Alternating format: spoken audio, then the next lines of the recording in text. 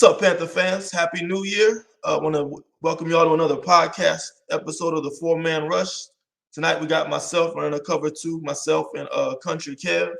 We're just going to break down the Panthers' loss to the Saints 18-10 yesterday in a sloppy defensive slugfest. And let's take on questions, man. We got two more games left on this season. I think everybody, if you're like us, you're probably tired of this year, ready to move on, look forward to the offseason, look forward to the draft. So we'll get to all of that when the time comes. But right now, let's just tough this one out and talk about this game yesterday. First, Michael Washington says, "What's up? Happy New Year to the Four-Man Rush family. Thank you for tuning in tonight. Wish Happy New Year to yourself as well. And what's up, Stephen? Hope you're doing good tonight. Thank you as well for tuning in." So Kev, yesterday we played the New Orleans Saints. I mean, we beat them back in week 2, although it wasn't a fully, we got to admit they weren't at full strength. We're missing a couple of defensive players, a lot of their offensive staff. I mean, they come in yesterday. I mean, it's the type of game Matt Rule likes, slugfest, low scoring, running the ball. This seems like the Saints just, wore us out at the end of the game. I thought we did a good job containing Alvin Kamara. He only had 32 yards rushing, but he got the yards when he needed to. I think they put together a final drive to go up 2 scores, and with our offense, 18 points is basically enough to beat us. So, yeah, what's your thoughts on the game yesterday? My thoughts on the game was, thinking that, hey, we just got to play the string out, man. It's like I say, even with this losing streak, I don't think the team quit on us. I just think they're just playing uninspired. I really think that once this off season hits, things are going to get leaked and dropped. Like we've already been, us, because we're very observant, what's being said about whom and what's their affiliation and things of that nature. I feel like things are getting leaked from the locker room without it being quote unquote associated with the names. But at the end of the day, I think this team is ready for the season to be over, to be honest with you. That 3-0 start was just such fool's gold. We said it multiple times. We were seeing the flaws even in the 3-0 start. I've never seen an NFL team, do a quarterback rotation like we're doing.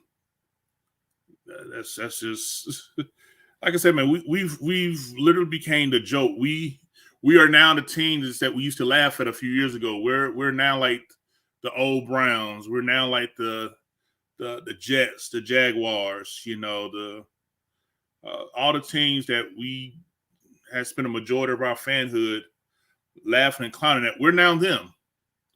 Like, real talk, if we was to play the Jacksonville Jaguars today, I don't feel like we will win, even though they're only a 2-win team.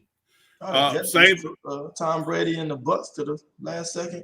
Bucs blew us out 32-6. Right, exactly. Detroit, they've been hard fought in nearly every game they've been in. You know what I'm saying? Like, it's just from a fan perspective, it's just been a very emotional season. Y'all know me. I'm one of the more optimistic people, always looking for the silver lining, always looking for that positive hold on to that thing's going to be right. But all that's been killed for me. I've even been on the whole fire Matt Rule train and all that stuff. But now I'm changing my mind. I want him to stay so that ensures us of getting the number 1 pick in 2023. Well, that's where I'm at now, man. I'm playing chess. I'm tired of playing checkers with these Panthers, man. I'm look, this rebuild needs to be rebuilt. Am I gonna still go to all the home games next year? All 9 of them? Yes, I am. Am I still gonna go probably to a couple of road games next year? Yes, I am. But this team is just yesterday's performance against the Saints. It was halftime. We was up 10-9. I'm thinking, all right. But then I realized, oh crap, that third quarter finna come up, which we do nothing in. I think they showed a graphic where we have a minus 69 point differential in the third quarter, which was like next to last in the league. And sure enough, that ended up being what did us in. I think the Saints went up 12-10 in the third quarter, if I'm not mistaken, with another field goal. So, like I said, it don't take many points to beat us these days. I can remember fans complaining about us only averaging 24, 25 points a game. Man, I would love to have those days back. But, at the end of the day, though, it is what it is. Still my team, in spite of whatever criticism that I have. I'm not going anywhere. I'm just sharing my frustrations in my personal way that I do, the same that many other people do. I'm just ready to just get this over with and move forward. Got one more game to go. If they don't cancel my flight, I'll be flying out Saturday morning going to Tampa for the game. I had made these plans months ago before I knew we was gonna, walk off the plank this season. But hey, 80 degrees in January, I'll take that any day. So, but just overall, I just think the Panthers I just think our team is just ready for the season to be over. The way they play on the field shows it, and I'm with them on that. Say Happy New Year. Happy New Year to you as well, Bill. The team is such a crisis. It's so sad for us sold out fans. Yep, luckily we only got one more game left. Unfortunately, they extended the season to week 18. It seems like it's been going on forever. I don't think this extra game was necessary, but that's another story. So, Kev, we looked at the, first half. We come down the field, the offense on script. They look pretty sharp. You got to admit, as much as we criticize, Darnold and the O-line, they came out, moved the ball pretty easily first drive. Then, of course, Darnold's 6 for 6, 7 for 7. Rule puts Cam in, takes Darnold out, gets him out of his rhythm. Cam runs 5 yards, then takes Cam out, puts Darnold back in.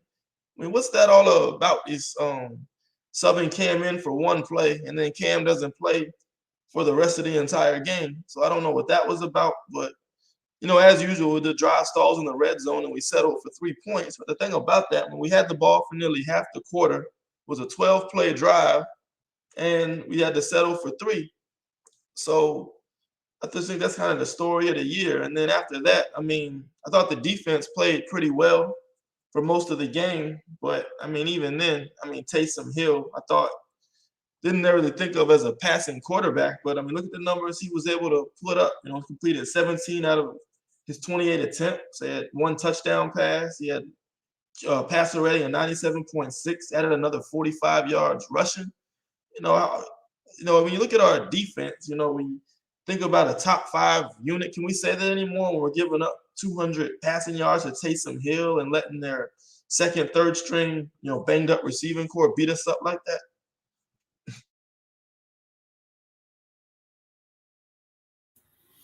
Yeah, let's just go ahead and clarify this whole defensive ranking thing. People are saying Panthers got the second ranked defense. Okay, yes, in total yards, yes. Yes, we do give up the second fewest total yards. But when you factor in the fact that with the turnovers that we have, given short fields, teams don't have to go long drives to put points up on us. So this defense, is it top 5, top 10 talented wise, as far as personnel wise? Yes, I do believe so. But again, it just uninspired play. Let's, I ain't trying to be, stirring the pot or nothing, but when the last time we had a big game from our Pro Bowler, Brian Burns? You know what I'm saying? Saints had they backup tackles in. I know we was missing Hassan Reddick, but Burns, third year. What's up? You know what I'm saying? This was a game I was thinking that he might come in and, 2 or 3 sacks, maybe force a fumble, lead a defensive effort, to steal a win out of New Orleans. But What he ended up with? Like, I think I had last look, hits had like what, one tackle, one quarterback hit. You know what I'm saying? Like, damn, bro. Like, I mean, I only put so much stock in the Pro Bowl, but if you make it, it's usually because you're putting up a performance week in and week out, that's reflective. But it is what it is.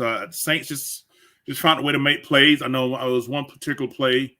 Morgan Fox, executed a perfect stunt, got himself in position of backfield, and just I say he got held. You can call holding really on LFA, and it allowed the running back to get through for a big run.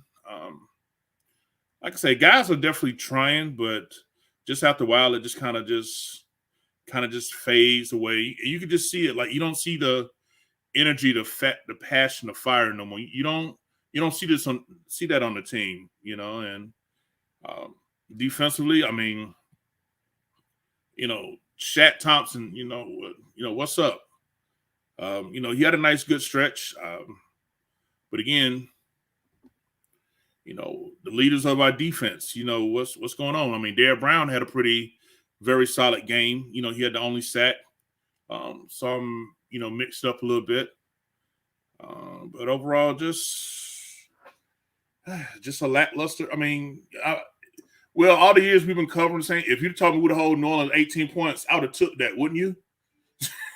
Yeah, when you think about who we used to playing with, Drew Brees, Michael Thomas, they always had, good receivers around Thomas as well. They had Jared Cook, Kamara, always used to give us problems. I mean, we finally figured out how to slow down this Sean Payton offense, and we can only manage up with 10 points. Yeah, so even because the Saints were still missing several key players yesterday, if I'm not mistaken. Yeah, McCoy was hurt at center. Armstead was out. Ramczyk been out for a while, I think. Yeah. What's that safety name? Marcus Williams was out there. Right. Safety. Yeah, but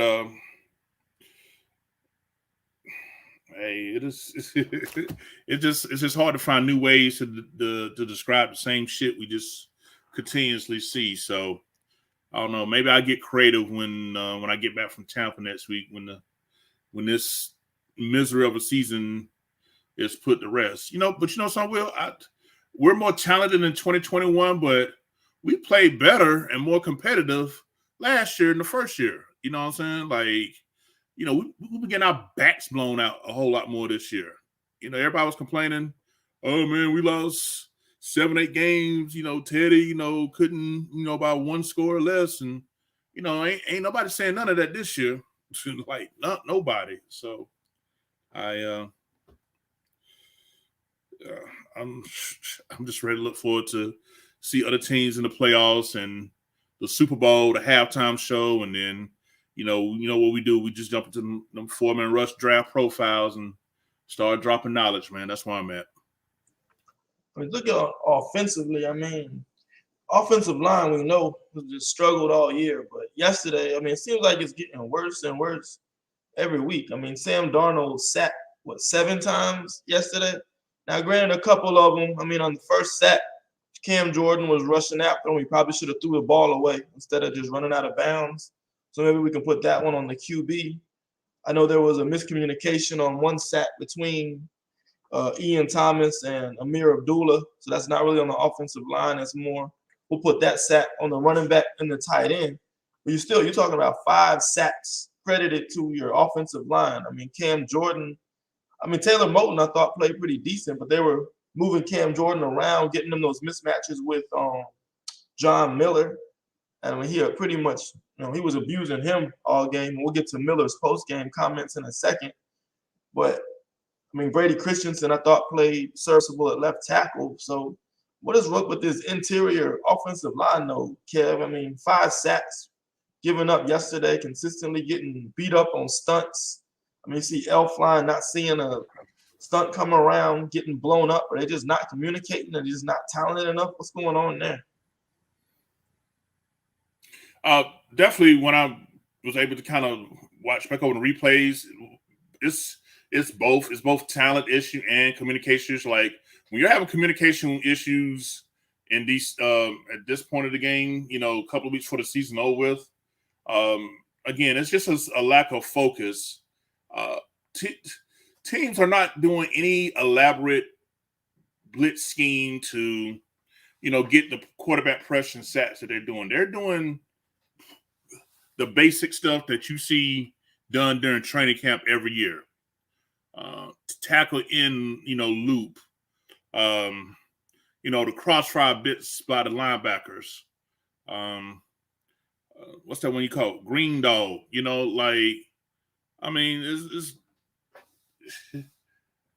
It's just crazy how this offensive line and the personnel, talent wise, but I gotta look at this offensive line coach here. Like I know he was brought in, came over from San Diego, but man, were we really we really found out we were really spoiled by Matsko, you know what I'm saying? Who currently has the Redskins, offensive line like a top 5 unit in both pass and run. But yeah, well, it's definitely a talent issue in the trenches. I mean, my God, I think what Cam Jordan had 3.5 sacks by himself. I mean, he's literally like a one-man wrecking crew. So I know you said Taylor Moton played well, but there's about 4 or 5 plays Cam Jordan was just kicking Taylor Moton ass with much ease, I'm like, damn, he got on cleats of skates. It was just abusive, you know what I'm saying, at times. So, we try to avoid letting 4 or 5 plays dictate things, but man, it just seemed like it was, when I was paying attention, it just happened more often than probably it wasn't. But at the end of the day, though, this offensive line still needs a major overhaul and upgrade. So, it is talent and it's communication, because these are basic moves that defense coordinators are calling against us that we're still struggling with. And I know they got to be, when they see the fan, they be like, damn, they really can't block this. Oh, fellas, we're going to keep it simple this week. Yeah, man, imagine being a defensive tackle or defensive end watching the Panthers film for your next opponent and seeing Pat Elflein, John Miller, Michael Jordan and Cam Irvin on that offensive line, maybe licking your chop. That's your time to make your Pro Bowls, get your incentives, get your sack numbers up, make your highlight tape for free agency. It's your get right week, basically. But I think I missed 2 more. I think it was actually probably 3 sacks that were. Well, I guess Darnold threw or ran out of bounds on one. That was more on the quarterback than the O-line. We had 1 sack where the running back and tight end had a miscommunication. Chauncey Gardner-Johnson had 2 sacks, right? So I think 1, he came off the blitz. I don't know if the tackle or the running back was supposed to pick him up. And on the last one, that was on the quarterback. He just got to find his hot read with the unblocked blitzer on that 2-minute drill. So, yeah, maybe, trying to find reasons for the sacks, but still 3-4 sacks, all those pressures given up. Just wasn't a very good day, particularly for the interior O-line in week 17. So, I mean, that's going to be an area we definitely want to look to address this off season. As far as the offensive play calling, did you get a sense that they were a little on the conservative end? I mean, you're looking at these 3rd and 9s, 3rd and mediums, and they're not even trying to push the ball downfield. It's, bubble screen here, wide receiver screen there, it's check down here. I mean, I think it's more about them not trusting Sam Darnold to push the ball, or they're trying to just play not to lose until the 4th quarter. What do you think of Jeff Nixon's play calling for most of the game yesterday? The play calling was very, like you said, very conservative, very coddled. This was the, caution, fragile, please don't drop play calling. Like, okay, we was cutting up about that stat that came out post game that was dropped about about 0.0 air yards, and people are like, oh, they're making up stats. What's air yards? And I'll let you have fun, explaining that one. But man, I really think throughout the game, I probably saw maybe 5 passes that were intermediate and barely intermediate. Like I can't even remember any deep shots at all. Like I think I saw, DJ catch one for about 10 or 12 yards. Robbie caught one for about 11, 12 yards. But man, I'll be hard pressed to really, find, highlights of, pass plays, resulting in good yardage yesterday. It seemed like everything was either at the line of scrimmage or behind the line of scrimmage, and it was extremely, extremely vanilla, extremely predictable. Well, my mom was 70 years old. She was coming in, sitting beside me, and she's just like, she was able to pick up on it. You know what I'm saying? When your 70-year-old mother, who is just as casual when it comes to football as it can be, when she picking up on, she's just like, didn't they just run that same play? I'm like, yeah, Mom. She's like, well, why don't they change it up some? I said, Mom, he ain't saying nothing that ain't already been said. So, I mean, when a casual fan in their 70s can pick up on it, you're struggling, bro. The struggle is real. Yeah, air yards. Air yards is just the instead of yards per completion, that can get higher because of yards after the catch. The real one is air yards, where you want to know how the average distance the ball travels from the quarterback's hand. I think David Newton from ESPN, Panthers beat writer, posted that Sam Darnold, at a certain point in the game, late in the fourth quarter, his average air yards per attempt was 0.0 yards. That means we were not, on average, we were 0 air yard. Everything was horizontal, screens, check downs, very little, anything down the field. It's just, you can't move the ball like that, and I just don't know what they're going to do with this offensive game plan. And I think it's just a combination of needing upgrades at both offensive line and quarterback in the near future. So we'll see how they address that in the offseason. We'll see some more of these fan comments. They can't go deep. Sam's got 0.82 seconds to get his release. And it's a combination of both. I mean, I don't think it's fair to say the offensive line is 100% responsible for Sam Darnold being bad at what he does. I think, both can be true, basically. I think we need a better offensive line, but I don't think that's going to make Sam Darnold play any better than what we've seen so far. And I think the play calling basically kind of shows us that. Next comment, Jeff Nixon is learning on the fly to be an offensive coordinator in the NFL once they say the game plan after the first half. But that was also the issue with Joe Brady as well. I mean, Kev, what's our point differential in the third quarter? 69 points? Yeah, negative 69 points, 31st in the league. Wow.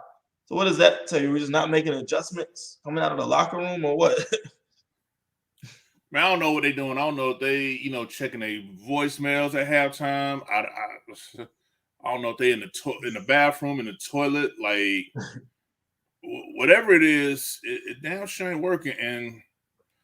And the lack of ownership to this what really boils my blood about this.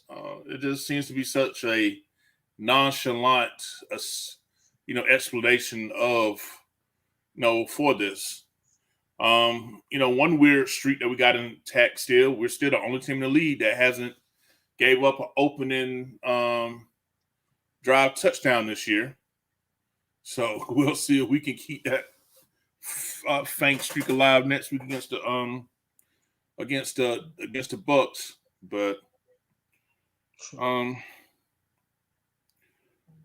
it's just offensively, man, we're just as plain Jane, vanilla, whatever you want to call it, as it gets. And it sucks because, like I said, there's talent on this team to be much better. Will, you was pointing out during games saying that Terrence Marshall is a player. You Yeah, know, we I think saw that sideline catch Terrace Marshall made. I mean, that's a veteran play. I mean, Darnold had rolled out and Terrace Marshall was coming back to the football. Darnold put it in a good spot. When Marshall caught the ball with his hands, got 2 feet down, tightrope the sideline, and it just sees the kind of potential and the kind of talent we have at the skill positions, but we just can't utilize those guys that well because one, we don't have the talent at quarterback and we don't have the talent on the offensive line. I mean, it's like one point in the game, I'm like, is DJ Moore even on the team anymore? What are we trying to do here? You know, we're not getting our weapons involved. You know, all summer we're talking about. I mean, granted, McCaffrey's hurt, but I mean, Derrick Henry's hurt. What's Tennessee doing without him? They're running through. right. I mean, come on now. Is that our excuse? But all summer, we're just talking about our weapons. DJ Moore, Robbie Anderson, Shi Smith, Terrace Marshall, Christian McCaffrey. We added depth with Chuba Hubbard, who, you know, leaves a lot to be desired, but we'll talk about that later. But, you know, why can't we get all these guys involved, get these guys touches, open up the offense a little bit? And this thing, it comes down to those 2 things we've been talking about. I think that's got to be the number one area we address, not only this offseason, but this may take 2 years to address, both finding our next long-term solution at quarterback and improving this O-line. So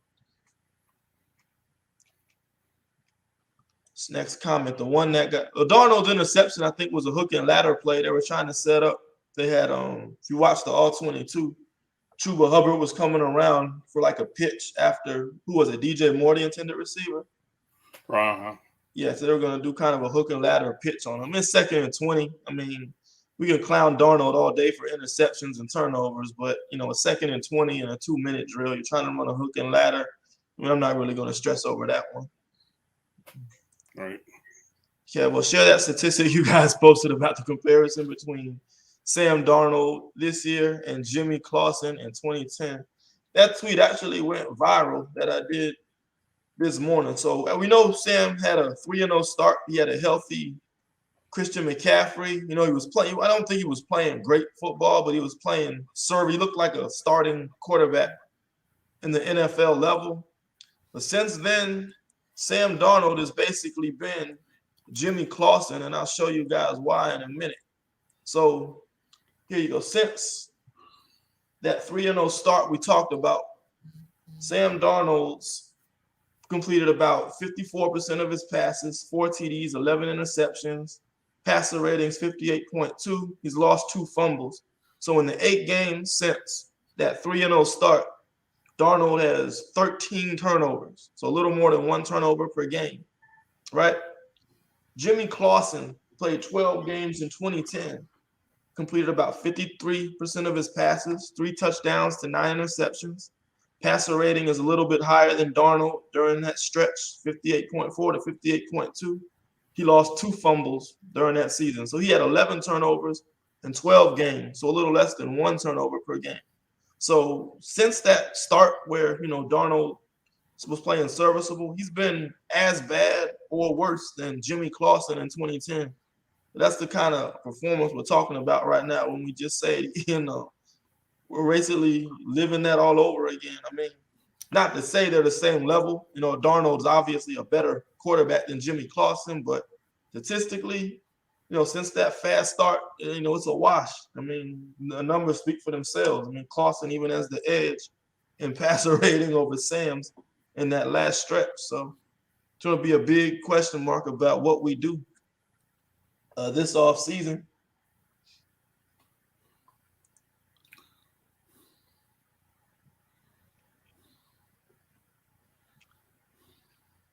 See more of these fan comments. Love the work, fellas. Personally, I've been making mock drafts since week 12. Man, I hate that when we got to do mock drafts since week 12, man. Aren't y'all tired of that, man? You want to have a season where we're actually talking about playoff scenarios and doing playoff simulators going, we beat them, they lose to them, we beat them, then we win the division. Instead, we're doing mock drafts in November, this early December. It's like 4 years in a row. I know we're tired of this now, but let's go. Looking at offensive linemen, you got Evan Neal, Tyler Linderbaum, Trevor Penning, Ikem Ekwonu. That's a lot of the fan favorites from NC State. Rasheed Walker, Jarrett Patterson, Darian Kennard, Zion Johnson, to name a few. And one guy you did left off your list, I mean, smooth on like this, is Jamari Salyer out of Georgia. If you want to talk linemen, on this podcast, make sure you keep Jamari Salyer in your list of names. I mean, if you watch this last game against Michigan, Michigan's edge rush duo had Aiden Hutchinson, who I think he was one of 4 finalists for the Heisman Trophy and maybe be a top 1, top 2 pick in this draft. I mean, Jamari Salyer completely shut him down at left tackle, put him on his back pancake block. You can find that highlight on YouTube. So I think there's a lot of offensive linemen in this draft that could potentially improve our roster next year. But we'll get to that. We have, 3-4 months to talk draft prospects. So that's definitely be something that we're going to be looking out for. Yeah, and definitely make sure y'all stick with us because, nothing's finalized. But, the 4-man rush, we're going to see what we can do to pop up in Vegas for this one, Yeah, but Dave, too, might want to sleep in a little bit. Look. Depends on what we do on the Vegas Strip for a day or two. Look. Depends on what we can milk for that top pick, man. It's gonna be interesting. Are you selling it? Hey, to the highest bidder. Let's see. Donald Hartsfield asks, is OC more important in the offseason than QB or O-line? Rule is no tie. I mean, Kev, Smooth, they all got their own opinions. I think they're all needs. I don't think you can say one's more important than the next. You're right. I don't think Sam Darnold will be good with the 1992 Dallas Cowboys offensive line. I don't think Joe Montana would be good with our offensive line. I think they're both problems. They both need to be addressed. And we're not going to get very far until we address both of them, whether it's next year or it takes 2 years to get it done. It's going to take 2. Right. It's not enough draft. Even if we had our original assortment of draft picks, it still would not be enough. Yeah, I mean, think about, I know we want to win right away, but talking about rebuilding the offensive line, you're going to plug Evan Neal at left tackle. Now, Rashawn Slater is having a phenomenal season, but I'm going to ask you, is that common for a rookie to come in like Rashawn Slater? Or you expect the guy to more take half a season, 1 year to kind of get acclimated before you get that kind of performance out of a rookie? It really depends on the blocking scheme, the blocking philosophy of where you're going to. Because see, with Rashawn Slater, and I'll see if I can pull up his draft profile we did on the website. Matter of fact, if you get a chance to, we'll go to the website and scroll back or something. But anyway, one of the things that because I did his draft profile, one of the things that I noticed him watching his film is that he excels in zone blocking schemes. And what do the Chargers do? They do zone blocking. So he went to a team that featured a scheme that best suits his needs. Now, Rashawn Slater had played, on both sides of the ball. He played right tackle, right guard, left tackle, left guard. He basically played everything but center. And there was some talk about possibly putting him at guard. But, this rookie was thrown in the fire from day one. And, these short arms, everybody all caught up with arm length. Oh, it's got to have 36-inch arms and, to all these other little metrics. Put on the film and the tape. When you watch Rashawn Slater, are you talking about his arm length? Or are you talking about how he's dominating the person that's in front of him? You know what I'm saying?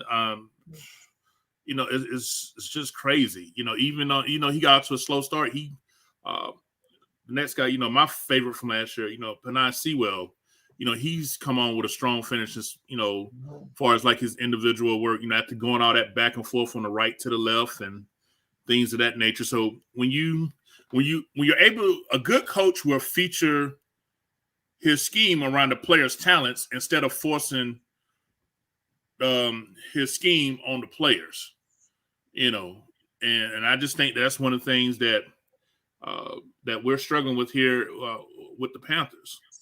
We got Deontay Brown, who's obviously best suited as a power man block, guy, but he can't get on the field because we're got a lot of zone blocking guys, by nature. So,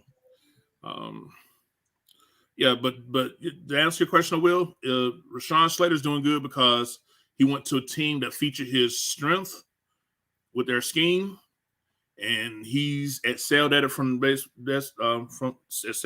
jump. Question: did Rashawn Slater make the Pro Bowl this year? Yes, he did. You know what your grade was? Perennial Pro Bowler. Perennial, that mean every year. Perennial.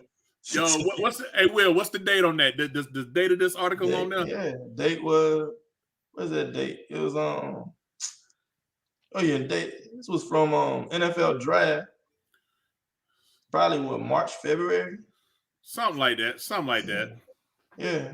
Yeah, man. But if you scroll back up, I'm sorry. Oh, want me to? Oh, I was gonna point something out real quick. Yeah.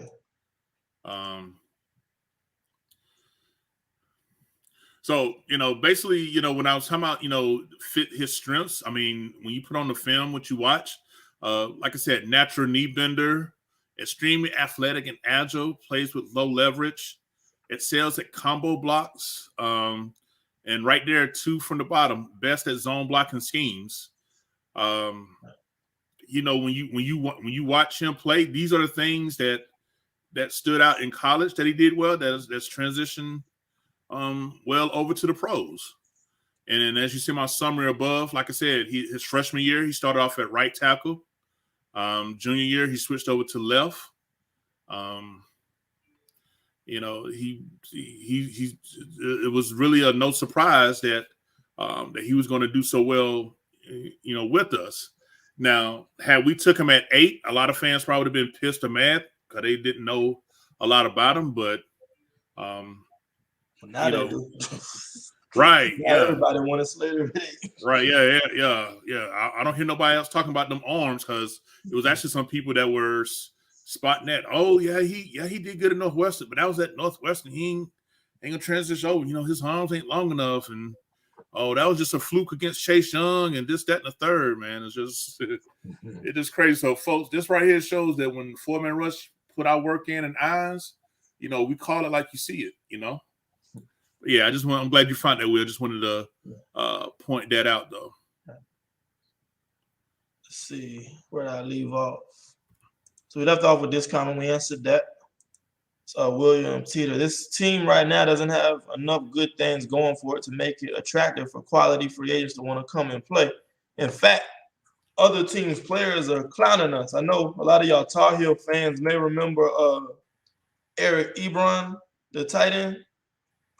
He was a Tar Heel, right, Kev? Yeah, he was Tar Heel, yeah. So I guess he's friends with Trey Boston because they're both Tar Heels. If you go on Twitter today, I'm going to bring that over next. What you got here? Trey Boston. This guy made a post. Me with this team this year. You got the Antonio Brown meme saying, peace out, I'm done with this team. Trey Boston says, wait, it took Jay-Z 7 years. Eric Ebron laughing at us. 7 years. So you got other teams' players. Got nothing to do with the Panthers laughing at Matt Rule and his 7-year rebuild. It took Jay-Z 7 years, so that just shows you where we are as a team right now. I got other teams laughing at us and Matt Rule's interviews right now. Yeah, since that Jay-Z comment, our last 2 games and got flexed because I didn't know if you saw that. Right. They flexed it. They flexed the game this week again. So I'm like, damn. So I was gonna be so I was looking forward to game over, enjoying some beach. But hell, I ain't gonna be leaving the game till damn near 8:00 now. Right.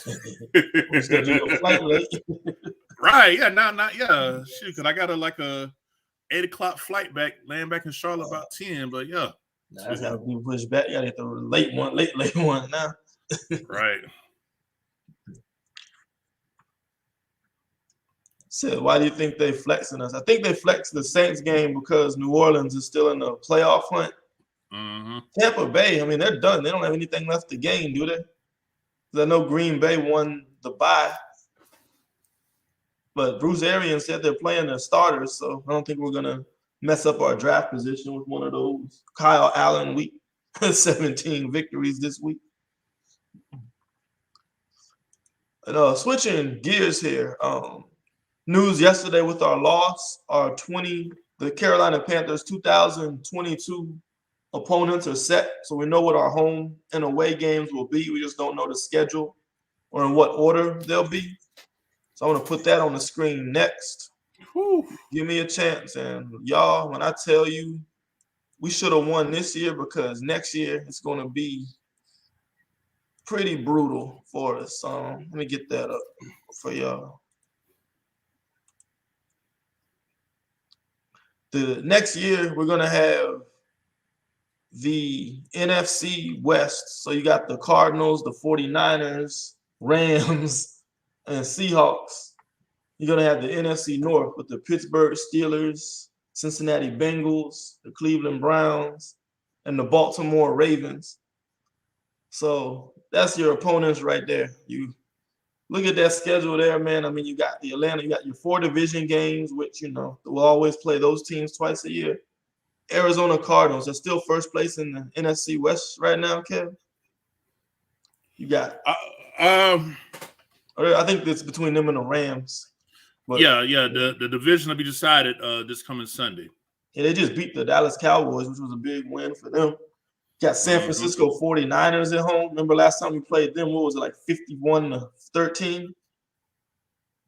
So, I mean, we owe them. But that was at San Francisco, yeah. So that was the whoop ass game there. Last time they was in Charlotte, we actually won that game. They had a down year, and last time we had them in Charlotte. But next year, I mean, they're bringing pretty much the same team back. Trey Lance will probably be their quarterback in year 2. So, another tough game there. We got Mike Tomlin's Pittsburgh Steelers at home. Last time we played them, what was it, 50? Did they 50-burgered us as well? On Thursday Night Football, man. I mean, Ben Roethlisberger won't be here, but I'm sure they'll find ways to address their quarterback position in the offseason. And, Mike Tomlin teams don't have losing records, so that's going to be another tough game there. Cleveland Browns at home. I mean, looking at our run defense going up against Nick Chubb and Kareem Hunt, how you like that matchup? Or how you like Cam Irvin trying to block Myles Garrett. Jadeveon Clowney on the other side, right? Oh my God. Okay. Lord of mercy. Lions, I mean, okay, the Detroit Lions, I mean, they're struggling this year, but hey, I mean, when the last time we beat better Detroit? Than us now. Didn't they just have a big win? They beat the Vikings, who we lost to. They beat they beat another good team I can't even think of right now. Hell, we haven't beat Detroit in a while. They're gonna have Kayvon Thibodeau or Aiden Hutchinson against our guys, probably with the number 1, number 2 pick. So it's a winnable game. Don't get me wrong, I'm not gonna cheat Detroit like some juggernaut, but still, I think they'll be much improved. They have a great coach. They're motivated. They play hard. So, I mean, it's another game to look out for. Denver Broncos. It's gonna be. I don't know if they're gonna bring back Teddy Bridgewater next year. So that may be a Teddy B revenge game. If not, I hear they're in the market for make a splash at that position, whether it be Russell Wilson or Aaron Rodgers. So, that may be another tough game. And I think they have a very talented roster. They just need to get their quarterback situation fixed. LA Rams, I mean, I don't think they need an introduction away. So, Aaron Donald versus Pat Elflein and, John Miller. Is that something y'all want to see? The Seattle Seahawks probably be in a rebuilding mode. So that's what, 2 wins or 3 possibles right now? 2 possibles, Detroit, Seattle, and maybe Denver. Look here, man. Let's cut the shit. Let's go ahead and get this 0-17 out the way. Let's lock up this number 1 overall pick. And with the first pick of the 2023 draft, the Carolina Panthers select Bryce Young, quarterback, Alabama. Roll Tide. Let's stop playing with this thing, Smokey. Let's go ahead, man. So we're going to have Evan Neal or Tyler Linderbaum in 2022, Bryce Young in 2023, huh? Yeah, man, let's go ahead and get the line this year, get the quarterback the next year, and let our new coach come in, because we'll be clear, we'll be free of dead cap, and we'll have a full assortment of draft picks, and the Panthers' new headquarters will be up. Hey, by the way, I don't know how many of y'all ever ride through the Charlotte area, but if y'all ever get a chance to ride down Interstate 77 South, or which way coming up, depending on which way coming up, might be coming up north, between exit 79 and Rock Hill and exit 82, man, like I'm starting to see the structure where they start to put up the structure and the frame for the big stadium part where they're gonna be we're gonna be sitting down in that, man. Like it's starting to come along. Like they're getting ready to actually check this out. They're getting ready to build a damn exit. Like Tupper said, I want traffic. I want all. He said, look, I want all the traffic. So as this if anybody ever get a chance to ride this way, man, just definitely come through and check it out. That place is going to be immaculate for real. See, Brad Holt says, have you ever seen an NFL team that didn't know who their backup kicker was? I know with Bill Belichick, he would have had that answer way before game time. He probably has kicker tryouts from all his receivers, running backs, tight ends, DBs, and linebackers in training camp. So he'll know if they ever get down into an emergency kicker situation. He won't have that, tryout in front of a national audience that Matt Rule tried to pull. So I think that was just kind of a bit of an inexperienced move on our part, but you expect that from a college staff still learning the pro game. That it's a grown man you're clowning, Irvin. Shit, you expect him to be back. So let's look at this. We're 48 minutes in, looking at the schedule. Let's say we just have a normal Panthers offseason, some modest free agent signings. We don't have much cap flexibility, some offensive line heavy draft. How many wins you looking at here in January, pre-free agency and draft? 2 and 15. Wow. No, Will, like I know it may seem like I'm clowning joke, but Will, real talk, man. Like, because I know the question was brought up about track free agent. First of all, it will go a long way because the love for Cam Newton outside of Charlotte is real. Now, if you want to talk about getting people to come, show a commitment to Cam. I know we got Donald. If y'all want to quote, let them have a battle for it or whatever the case may be or whatever, I'll sit his goofy ass down and just let him collect that $18 million and sip some damn Gatorade or whatever the case may be.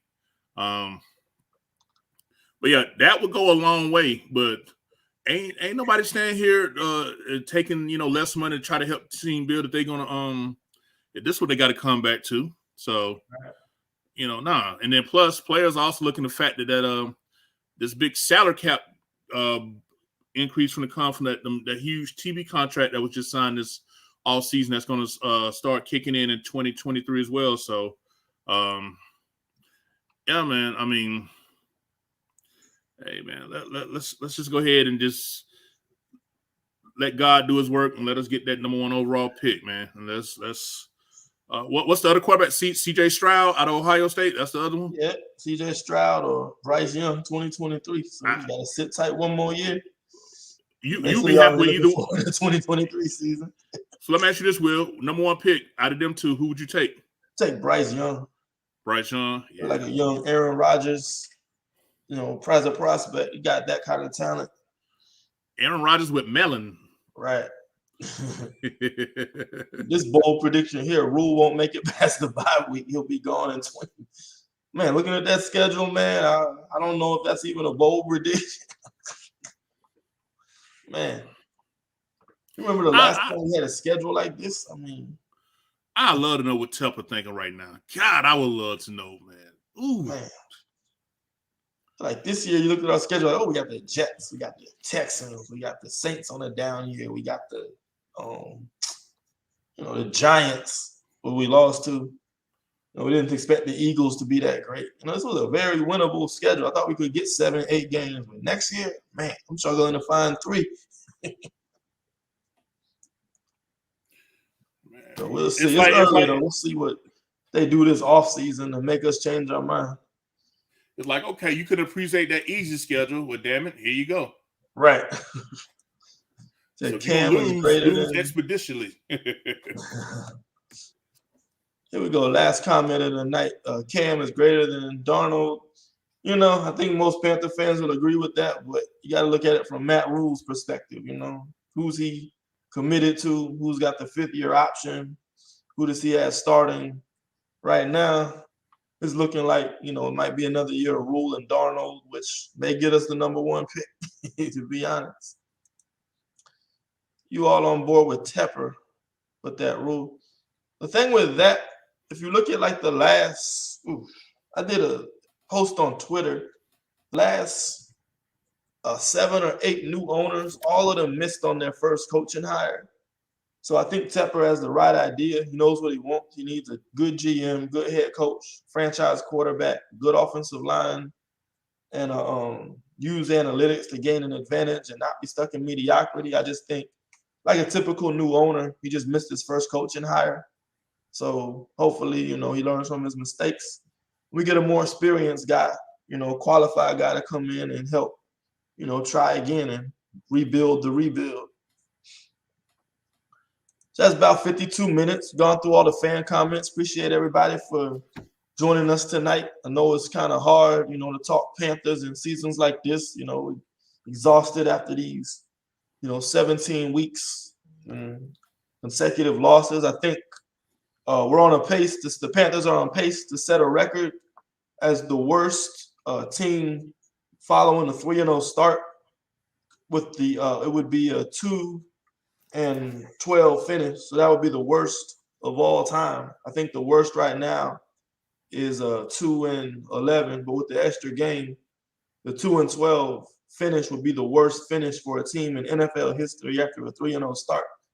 So add that to Matt Rule's resume as a second-year coach. You think Fitterer should stay? Yeah, Fitterer is safe. They're not going to fire a first-year GM. And I think if you look at Joe Person's article, oh, man, we didn't even get to talk about that today. Maybe touch on that if we get some free time later this week. But yeah, if you read Joe Person's article, very good article about, you know, what's going on in the locker room, the state of the Panthers currently. He says that Matt Rule has final say on all roster decisions. So I don't know who was responsible for passing on Creed Humphrey and Trey Smith and trading back. You know, was it Rule or Fit? But apparently Rule has final say. So I think he should get the bulk of the blame for the state of the O-line in the quarterback position right now. So any final thoughts, Kev, before we sign off before week 17? Yeah, that last part you just said, I just remember watching the Camp Confidential where they was previewing behind the scenes of the draft and sitting there watching Fitterer be like, no, let's trade back. Yeah, that's the right thing to do, fellas. We can get more value. We can get more value. And I hear you about not want to fire a first year general manager, but when you look at like I say, yeah, Rule does have the final say. That's why I say when it's time, pack up both of them from my perspective.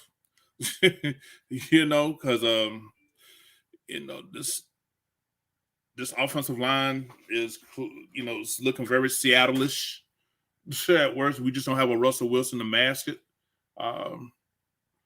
But you know, that's just me personally. But as always, just want to thank our fans and followers for listening, following us, cutting up, chatting up with us in the Facebook groups, on Twitter, on Instagram. You know, we never take you guys for granted. We appreciate you showing us the love that you do, you know, with the inboxes, the tags, and the questions and things of that nature. So it's never taken for granted. We appreciate the love. And if you weren't able to catch our live show tonight, it should be on iTunes, Spotify, Omni, all the podcast platforms, Google Podcasts, whatever your preference is. So just be on the lookout. Probably have it out to y'all by try to do tomorrow morning, latest Wednesday, so you can re-listen to this in case you might have missed something. Be on the lookout for our draft content coming up. We're excited about that. Finally get rid of this season. But first, we just got a home game this weekend with 4:45 or 4:25 kickoff at Tampa Bay. All right. And this is the season finale. Tampa's going to play their starters. So maybe, hopefully we can show some kind of fight and give us something to, look forward to heading into next year. So, again, appreciate y'all for tuning in with us tonight. Appreciate your support all season. What a rush. Have a good night and Happy New Year.